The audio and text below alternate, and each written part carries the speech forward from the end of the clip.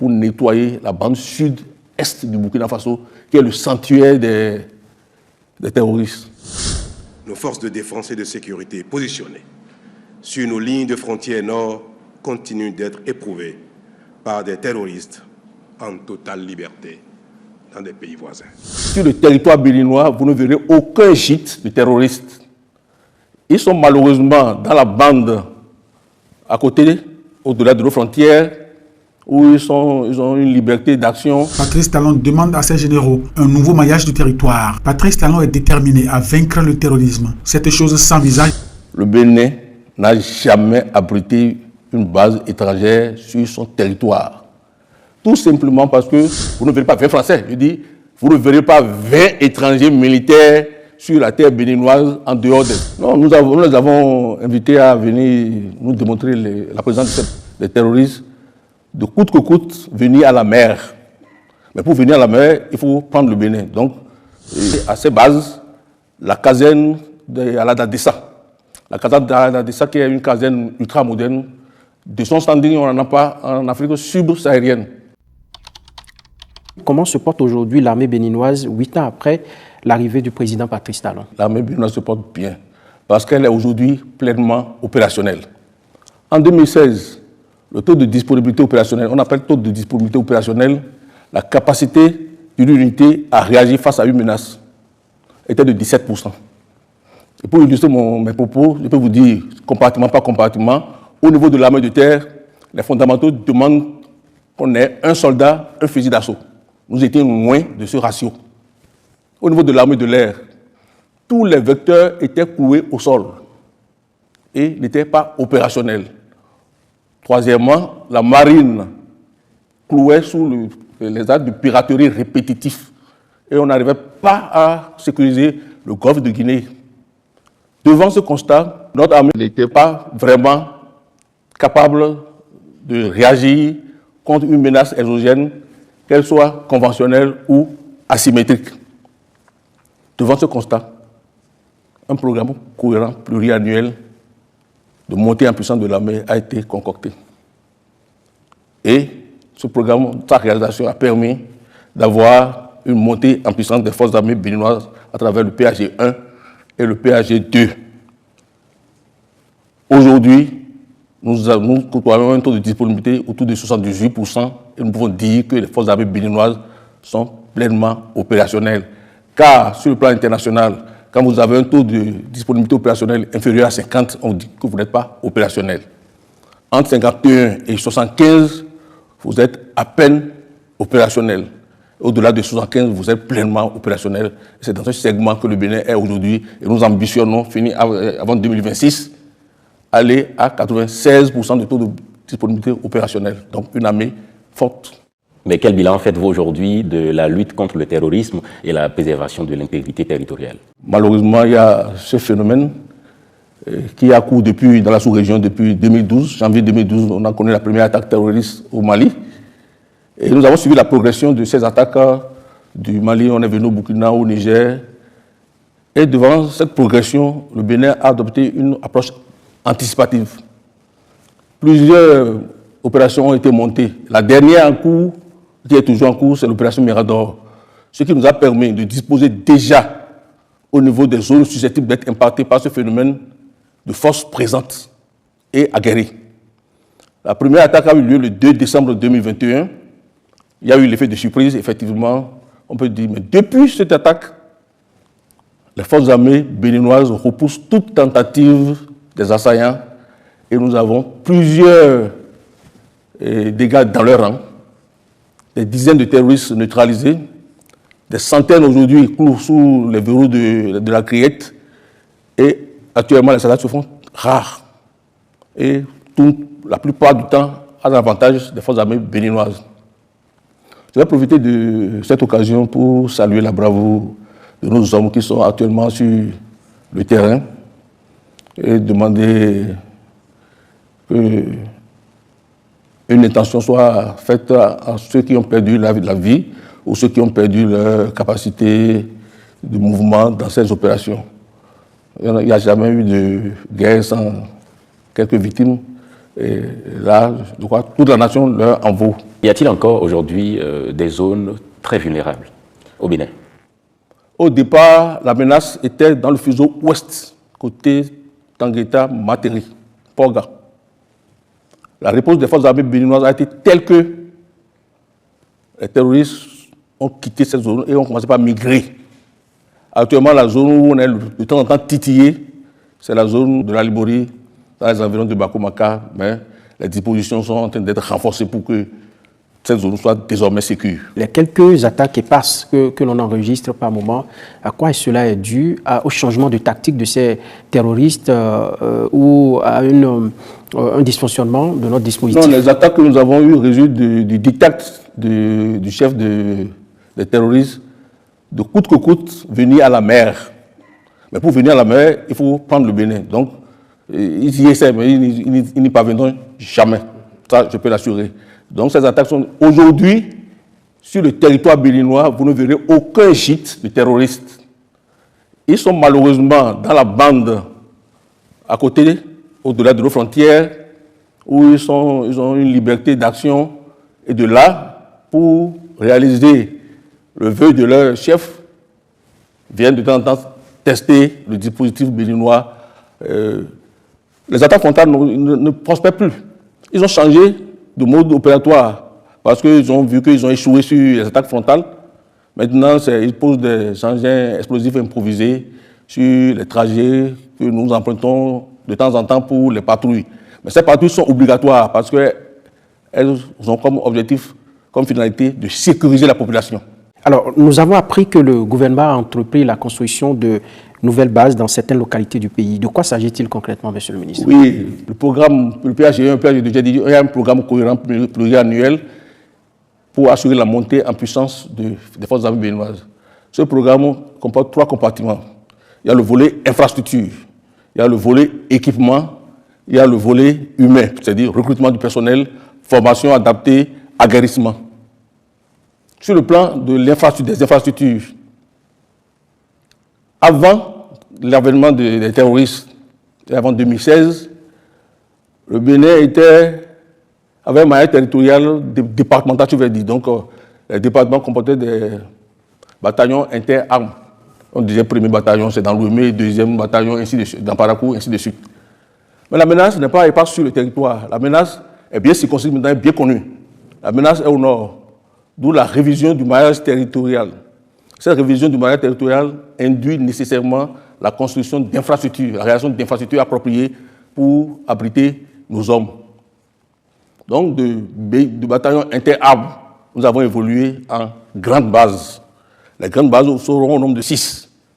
Il y a la grande base de Kandi, il y a une grande base à Kandi, il y a une grande base à Natitengu, 2 bases à Parakou, et une dernière base qui est une base logistique qui sera implantée dans Ouassa.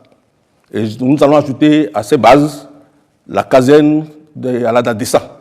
La caserne d'Aladadessa qui est une caserne ultra moderne. De son standing, on n'en a pas en Afrique subsaharienne. Ces grandes bases doivent nourrir sous les grandes bases dont nous avons les bases opérationnelles avancées. On n'entend pas base opérationnelle avancée, des mini-casernes modernes, entièrement équipées pour être immédiatement opérationnelles. D'où le nom de base opérationnelle avancée. Ces mini-casernes entièrement équipées nourrissent des points avancés fortifiés qui, eux, sont au plus près de la menace. Aujourd'hui, nous envisageons construire 32 bases opérationnelles avancées, donc des mini-casernes modernes équipées, et 112 PAF. C'est l'ambition à terme. Mais actuellement, nous sommes à 8 bases opérationnelles avancées totalement réalisées et 25 points avancés fortifiés. Il ne vous échappe pas que des rumeurs ont beaucoup circulé sur l'existence de bases hébergeant des troupes étrangères sur le territoire béninois, mais vous n'en avez pas fait cas. Vous avez bien dit rumeurs. Le Bénin n'a jamais abrité une base étrangère sur son territoire. Tout simplement parce que depuis 1960 à ce jour, le Bénin n'a jamais signé un accord de défense. C'est quand vous signez un accord de défense que vous pouvez abriter une base parce que, au cas où vous serez attaqué, ces puissances étrangères viendront vous défendre. Nous n'avons jamais signé un tel accord. Nos accords militaires sont basés sur l'assistance en formation, l'assistance en équipement, donc nous n'avons jamais abrité de bases étrangères. Ces rumeurs, peut-être, moi je me disais dans le temps que ces rumeurs sont fondées sur les nouvelles bases que nous construisons. Mais il faut aller voir ces standings de base. Les gens ne pensent pas qu'au Bénin, on peut avoir des trucs aussi modernes. Et ils pensent du coup que c'est des choses, des bases pour abriter sur la... Non, on peut mettre quand même 32 bases étrangères au Bénin. Nous invitons tout le monde, tous ceux qui pensent qu'il y a cela, avec l'accompagnement des forces de défense et de sécurité, vous allez visiter ces bases opérationnelles avancées, vous serez émerveillés. Justement, mais si nous considérons effectivement que ces rumeurs sont infondées, comment le ministère assure donc la communication? Non, nous les avons invités à venir nous démontrer la présence de ces bases. Et si c'est les bases opérationnelles avancées qui les gênent, nous avons dit, je viens de dire, ils peuvent, avec l'accompagnement des forces de défense et de sécurité, aller visiter ces bases. Vous ne verrez aucun militaire stationné dans ces bases. Aucun. Au Bénin, ici, en dehors des attachés de défense, vous ne verrez pas, dans l'assistance militaire, 20, vous ne verrez pas. Sur l'ensemble du territoire? Sur l'ensemble du territoire, quelle que soit la nationalité. Je ne dis pas que vous ne verrez pas 20 Français. Je dis, vous ne verrez pas 20 étrangers militaires sur la terre béninoise en dehors des attachés de défense. Alors, loin de ces rumeurs, on a remarqué depuis 2016 qu'il y a eu une vague de recrutement. Est-ce que ces recrutements-là participent de la lutte contre le terrorisme aussi? 2019 à aujourd'hui, nous sommes à 9700 recrues. De nouvelles recrues? Nouvelles recrues, 9700 nouvelles recrues, bien formées. Et nous projetons atteindre le chiffre 13 000 avant le premier trimestre 2026. Ces nouvelles recrues bénéficient-elles d'une formation spécialisée qui leur permette de répondre efficacement aux menaces asymétriques? J'ai dit une formation adaptée. Et dans leur curriculum de formation, la détection et la neutralisation des engins explosifs est désormais un module important à dispenser à ces recrues. Deuxièmement, l'aguerrissement. Comment vous pouvez rester en zone de combat, rester vigilant, avec très peu de matériel de subsistance. Tous ces préalables leur sont inculqués avant, d'abord, qu'ils finissent leur formation. Et dans ces 9700 que je viens d'énumérer, il y a une vague spéciale de 5000 recrues que nous avons réalisées parce qu'à ce moment-là, nous avons un accord avec le Burkina Faso pour nettoyer la bande sud-est du Burkina Faso, qui est le sanctuaire des terroristes.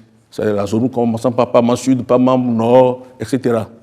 Vous devez savoir que le Kouloukwalou est sous contrôle de l'armée béninoise aujourd'hui. Kouloukwalou était un sanctuaire, nous avons sécurisé Kouloukwalou. Nous étions prêts à nettoyer complètement le sanctuaire que constitue Pama et région, mais malheureusement, ce n'est pas sur le territoire béninois. Les événements font que notre pays frère et ami du nord-ouest a dénoncé l'accord. Dans le cadre de la lutte contre le terrorisme, Monsieur le ministre, avez-vous un message à l'endroit du personnel engagé? Je voudrais profiter de cet auditoire pour saluer l'engagement et la bravoure des personnels militaires et témoigner ici la compassion du gouvernement aux parents des victimes. Je voudrais également profiter pour annoncer les mesures prises en leur faveur. Une loi a été initiée par le gouvernement et votée à l'Assemblée pour une prise en charge complète des victimes de ces actes terroristes, mais également la prise en charge de leurs ayants droit.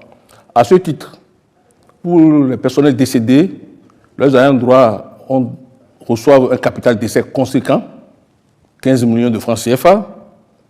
Leurs enfants sont totalement pris en charge de leur âge actuel jusqu'à 21 ans. Quand je dis une prise en charge complète, je parle de la prise en charge médicale. Ils sont soignés par les instances de l'armée, mais également bénéficient d'une assurance maladie, où ils peuvent se présenter dans n'importe quel hôpital pour bénéficier des soins de façon gratuite. Deuxièmement, le soutien scolaire, une bourse leur est octroyée, et les apprentis, ceux qui ne sont pas dans le cursus de l'enseignement conventionnel et qui sont en apprentissage, sont également suivis jusqu'à l'âge de 21 ans. Quand ils reçoivent leur diplôme, ils reçoivent une dotation pour s'installer. Il y a d'autres mesures, je ne peux pas les dénoncer tous. De toute façon, ce n'est que ce que le gouvernement peut apporter pour soutenir ces familles éplorées. Quant aux victimes survivantes, Non seulement ils bénéficient d'un certain nombre d'avantages, mais également ils bénéficient du rente viagère que l'armée calcule et leur reverse en plus de leur salaire. Les forces armées béninoises sont-elles suffisamment équipées aujourd'hui? Aujourd'hui, le ratio un soldat, un fusil d'assaut est largement dépassé. Nous sommes peut-être à 1,5 fusils d'assaut pour le nombre de personnels que nous avons. Nous avons suffisamment de fusils d'assaut pour même les recrutements jusqu'au-delà de 2026. Également, vous avez la mobilité, parce que les troupes ne peuvent pas évoluer à pied. Donc, il y a des acquisitions de camions de transport de troupes, des acquisitions de pick-up de transport de troupes, des blindés, des CSK, des véhicules de l'avant blindés, un certain nombre, une panoplie de matériel pour que nos militaires se déplacent de façon sécurisée et ne soient pas l'objet d'attaques, ne soient pas tous aussi vulnérables qu'on le pense. En un mot, les moyens existent. Au niveau de l'armée de terre, c'est ce que nous avons réalisé. Au niveau de l'armée de l'air, nous avons aujourd'hui une flotte conséquente d'hélicoptères. Le nombre dépasse un certain seuil. Nous avons également des ultra-légers motorisés pour l'acquisition de renseignements. Ils sont au-delà d'une dizaine. Ils sont en acquisition 2 avions de type moderne pour faire les AISR, c'est-à-dire intelligence, surveillance aérienne. Donc, l'armée de l'air est pleinement maintenant équipée pour, avoir le soutien aérien en cas de combat. Donc, tous les hélicoptères sont des hélicoptères de transport logistique, il y a des hélicoptères de combat. Donc, ils peuvent venir en soutien au combat. Ils assurent la logistique et le ravitaillement des points avancés fortifiés qui sont difficiles d'accès par voie terrestre. Donc, l'armée de l'air joue pleinement son rôle. Au niveau de depuis fin 2021 jusqu'à aujourd'hui, nous n'avons jamais connu d'acte de piraterie. Le chef suprême des armées, Patrice Talon, demande à ses généraux un nouveau maillage du territoire. Patrice Talon est déterminé à vaincre le terrorisme. Cette chose sans visage et sans revendication, instable et toujours fuyante.